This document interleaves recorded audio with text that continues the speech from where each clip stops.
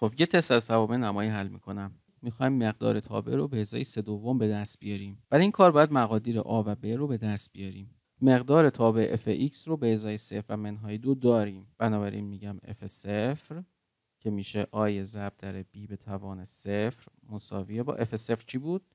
3/2.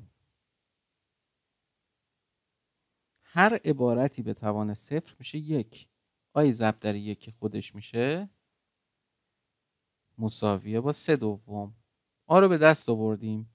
فقط کافیه b رو هم به دست بیاریم. f منهای 2 مساویه با 3/32. f منهای 2 مساویه با آی ضرب در b به توان x. آ دیگه مقدار خودش رو میذارم، یعنی 3/2 ضرب در b به توان منهای 2 مساویه با چه مقداری شده بود؟ 3/32. طرفین رو تقسیم بر 3 میکنم. این 3 و این 3 ساده میشن میرن. 2 به 2 میشه 1. 32 به 2 میشه 16.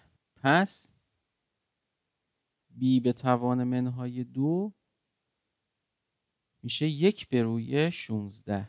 خب اما b به توان منهای 2 رو من میتونم به این صورت بنویسم 1 به روی b به توان 2 که مساویه با 1/16 شده.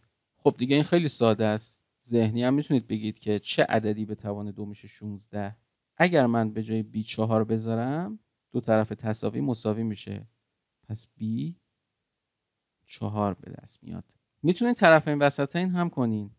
یعنی به این صورت b به توان 2 مساوی میشه با 16. نتیجه میگیریم که اگر طرفین جذر بگیریم b مساوی میشه با 4. خب مقدار آ و ب رو به دست آوردیم. ببینیم f 3/2 چی میشه. f 3/2 مساویه با آمون که 3/2 بود، بیمونم که 4 بود. به جای x باید مقدار 3/2 رو بذارم دیگه.